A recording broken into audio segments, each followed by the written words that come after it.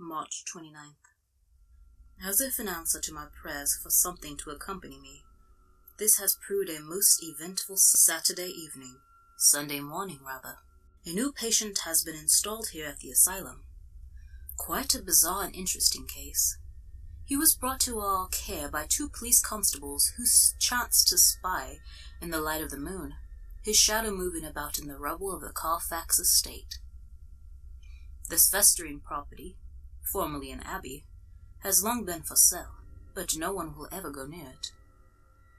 There is something foreboding and worrisome, almost supernaturally so, about a holy place that has fallen to ruin. It stands there in the midst of our street like the devil's triumph. Approaching the man stealthily from behind, the constables initially thought he must be deep in prayer, as he was kneeling in a bowing posture. But as one of them signaled their presence by stumbling over a stray bottle, he whipped around to face them, and they saw his mouth be splattered with fresh, wet blood. Hanging from his hands were the limp remains of a rat, its abdomen scooped out by a single bite. The constables, perhaps weakened by their revolution, found the man's resistance unexpectedly strong. They said it was not their counteraction of strength that finally subdued him, but rather that the remains of the rodent slipped from his hands during the struggle, which broke his concentration. To be separated from this unspeakable rag of hair and flesh seemed to bring him the most unbearable, unconsolable sorrow. He pleaded with the constables for the carcass, promising them his cooperation, but when it was denied him, he shrieked, "Give it back to me! It was promised me! It is mine!" The constables assumed him to be one of my patients gone over the wall, and they brought him here. They turned him over to the strong arms of my ready attendants, but even they could control his violence only with the greatest difficulty, and these are big, brawly men. Soon enough he was packed into a strait waistcoat, which made him easier to manage. My initial impression was that this hellion should be assigned one of our isolated cells below stairs, if not the padded one. However, as we were guiding him in that general direction, the fellow happened to catch sight of an open room on our main floor, whose window looked out upon the ruins where he was apprehended. I was standing in a position to see what he saw. The abbey was like a black moonscape whose pockmarks was stenciled against a blue-black sky. It is a regrettable view, unwholesome and hardly a tonic for the morbid of mind, which is why that particular room was unoccupied. But as we passed that open door, his behavior changed so dramatically that we all took notice. He was becalmed like the sea after a great storm, so suddenly that the attendants later told me they thought it might be a trick to get them to loosen their grips, that he might scurry away. To me, his transformation seemed to be perfectly sincere. "No here," he exclaimed. "I must stay here." He looked inside the unoccupied room with all the joy and surprise of a child looking into a room where a birthday cake with all its burning candle waits. He looked to me, sensing that I was in charge, and showed me the more reasonable sides of his nature. "Please, doctor," he begged, hissing slightly through teeth still stained with the disgusting remnants of his last meal. "I beg you, I beseech you. I promise you, sir, that your kind indulgence will greatly be rewarded." It was a bit overdramatic, but his very peace of mind seemed to depend on this accommodation, so I granted his wish, on the condition that he remain chained to the wall nearest the room's cot, in his strait waistcoat, throughout the initial observation period of 24 hours. As he was being introduced to his quarters, I stood by to take stock of our new resident. He is a husky, middle-aged man, pear-shaped, though not quite stout, with a great mop of unkempt gray hair on his head, tiny white hairs sprouting along the edges of his fleshly ears. He wears narrow spectacles, which were not broken despite the scuffle. These may offer a clue to his past, as they are the kind worn by people associated with close, perhaps clerical, work. They were not very clean, and he looks over the top of them more than through them. He is a nail-biter, but so perfect in this fixation that his attentions rather improve the look of his stubby, dirty hands, which are dimpled along the knuckle line like a child's. he was given to my care, in a shabby suit, stained with dirt and dust and dry blood and semen. The latter may have derived naturally from nocturnal emission, as he exhibits no signs of self-abuse. No further clues to his identity were found on his person, though in one of his pockets a handkerchief was found in unspeakable condition. It was monogrammed R.M.R. and wrapped like a burial shroud around a skeleton of a large rodent. As his arms were led into the sleeves of the strait waistcoat, the patient recited a passage of biblical scripture, which one of the attendants later identified for me as coming from the Book of Revelation. "Do not fear what you are about to suffer. Behold, the devil is about to throw some of you into prison, that you may be tested, and for 10 days you will have tribulation. Be faithful unto death, and I will give you the crown of life." My first religious fanatic. March 30th.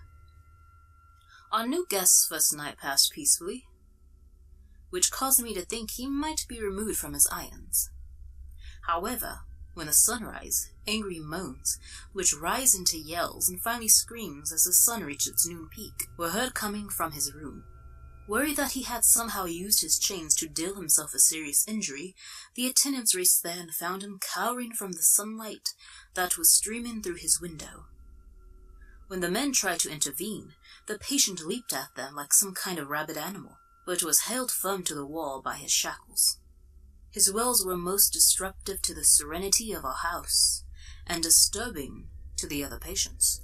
I was looking forward to our initial interview, but this being quite impossible under the circumstances, I decided to take an extended walk around the gardens to soothe my ears and clear my head, during which my thoughts returned once again to Miss Wisteria, to Lucy, as they now tend to do, however much I ought to be concentrating on my professional duties.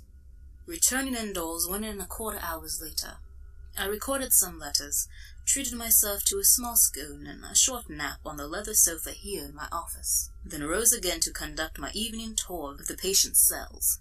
I was met by the attendant Carlton Watkins, who appraised me as usual of his observation while standing guard. He reported that the ferocious agonies of the new patient, which had no psychological impetus, had subsided as the sun began to go down. His exact amused words, "His spirits went bright as the sky got dark." Possible allergy to light? Unfortunately, it is not possible to appease the anxieties by curtaining the window, as any material could be taken down and tied together to form a noose. I instructed Watkins, for the sake of experiment, to have the strait waistcoat removed from the patient for the balance of the evening, that he may enjoy a comfortable night's rest, but to make absolutely certain he was returned to full safeguards by cock-crow. Before recording this entry, I looked in on the poor fellow, who had been thoroughly washed and dressed in a pair of clean, loose-fitted pajamas. He was kneeling on his cot and looking out the window of his room, his hands folded in front of him. He appeared to be in deep prayer. I did not wish to disrupt his moment of peace with the question I was burning to ask, or even with a simple hello, so I withdrew, saying nothing. April 1st. It appears our new patient doesn't approve of the food produced by our kitchen. Harley, another one of our attendants, who shares the guard duties with Watkins, told me this morning that the food delivered to his room is either ignored or thrown at the wall. As he was being redressed in a strait waistcoat before sunrise, our fanatic asked to be given a Bible. I authorized his request to be granted immediately, as I knew it would lead to further violence if not satisfied. I also hoped that this request signified that he might settle down and become a contented reader. But once again, as the sun began its slow ascent to the noon, our main floor was back to sounding like a hell of cats. The man's voluble suffering is frightening our other patients, and his offensive language is driving everyone else outside.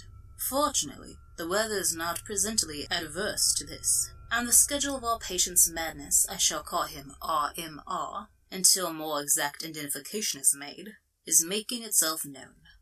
At 1 o'clock, RMR was on the explosive disposition, roaring, cursing volubly, and making bizarre altercations so indecipherable that he might be speaking in tongues. As Watkins showed me later, he very nearly tore himself free of his restraints. But by 7 o'clock, he had rid himself of his devils, and was seen once again to be quiet and content, absorbed in his reading with his back turned to the door. I looked in myself, and the only sound to be heard was that of his licking the tips of his fingers as he turned the pages of his Bible. 10:10 p.m. At last I have conducted my introductory interrogation of the patient in his quarters.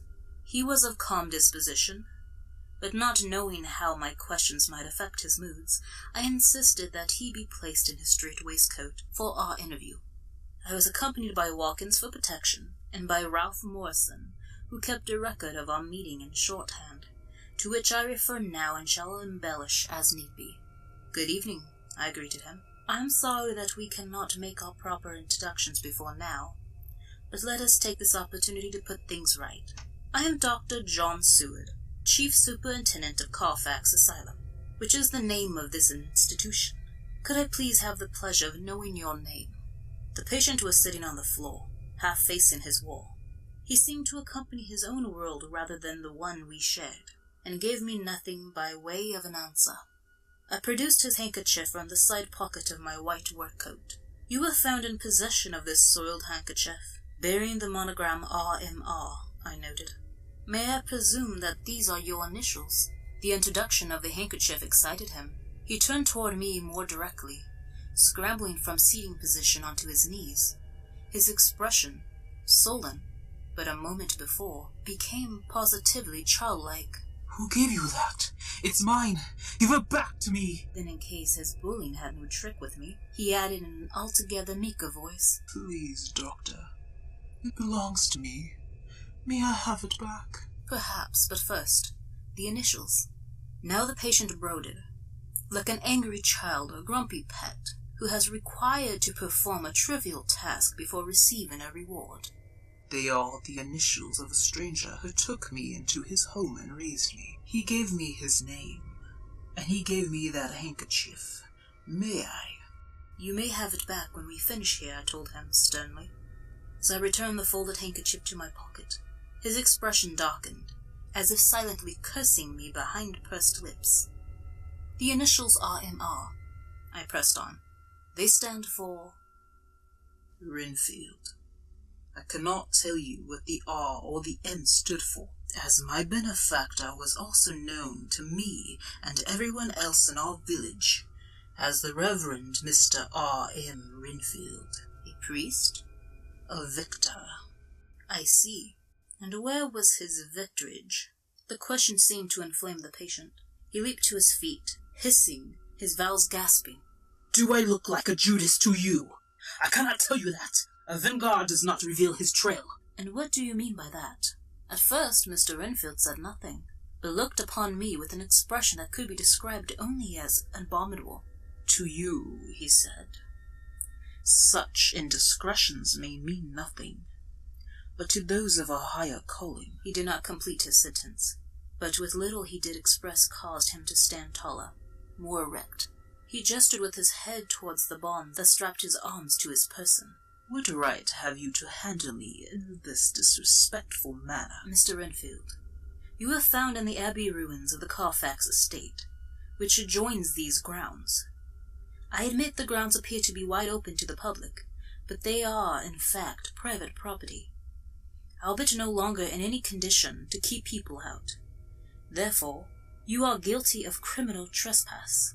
Also, at the time of your discovery, you exhibited signs of being dangerous and irresponsible of your actions. So it is assumed that you belong to us. We are holding you for observation." "Observe all you want," he smirked, reseating himself on the floor with an air of smug superiority. "We have observed, Mr. Renfield, that you suffer terrible agonies during the daylight hours. We can practically tell time by you. What can you tell us about these episodes?" "Agonies, yes," he agreed, hissing and snapping at the very air in agreement. "You see, when the sun rises, my soul ceases to exist, In the place of that void, I begin to hear a buzzing sound. Not a single buzz, as you might hear if a bee or a fly was in the room, oh no, but a vast chorus. And as the sun continues to rise, this buzzing grows louder and louder until I can swear my head was encircled by a halo of flies. But there's nothing to be done for it, save count the days until my tribulations have ended. Only to resume the next morning, I noted. Our Lord's suffering is eternal, Renfield countered.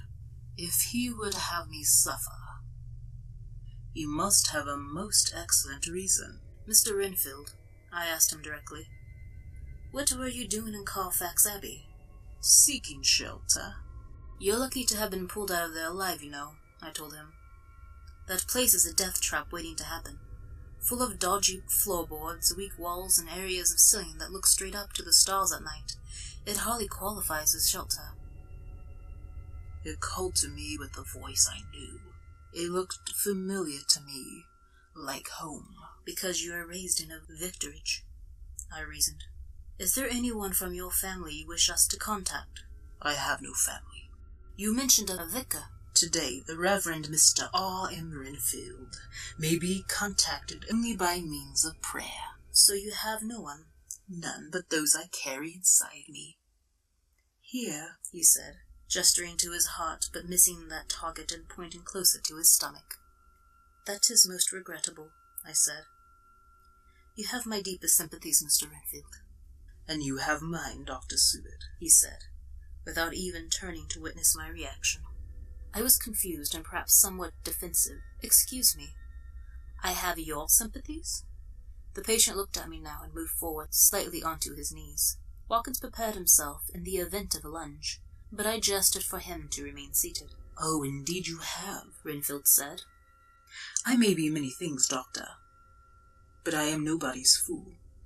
Fools are to be pitied as lambs to the slaughter. You fancy me a fool? Perhaps not as you accompany this room, not as this moment, but eternally. The man Renfield narrowed his eyes at me, as though I could be seen and fully sized up through even so narrow an aperture. I can only assume, no, I can only admit, that he touched a nerve. What I said next was highly unprofessional, to say the least, and I already regret it. Tell me this, Mr. Renfield. Does the likelihood that you were born a bastard cause you any undue remorse? He replied as matter-of-factly, as if I had asked him to prophesy the morning weather. If you ask my opinion, the knowledge of one's origins is greatly overrated. What is important is not where one has been, but where one is going. What one is becoming, be it sage or fool. I am far more interested in the person I am becoming. Aren't you? I could feel my face turning slowly red, and so, with that remark, I nodded to my associates that the interview was at the end. Watkins stayed inside the room to remove Renfield's straight waistcoat. The moment he was free, Renfield surged towards the door, then caught himself like a player of cards who fears that he was tipped his hand too far. He turned his most entreating eyes on me. You have perhaps forgotten my handkerchief, Dr. Seward. Oh, yes. I reached into my pocket and passed it to Watkins, who passed it to Renfield. We all watched in fascination as he unfolded the linen, as if searching for something therein, delicately, as if that something might break. I remembered the skeleton. Then, not finding it, the patient turned to me with an inconsented hatred. Where is it? He demanded, spitting through clenched teeth.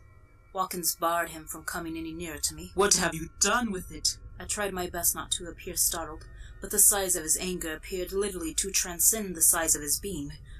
The handkerchief was badly soiled and had to be laundried, I explained. As for the animal remains, they were unsanitary, Mr. Renfield. Naturally, we disposed of them. As I spoke, Watkins slipped outside and through the bolt of the patient's door. We walked through the observation trap, saw Renfield collapse to the floor, where he contracted into a fetal position, shrieking to himself like crumbled paper consumed by fire. You monsters! He wept. You heartless, bloody monsters! Have you never loved anything? Have you never loved anything?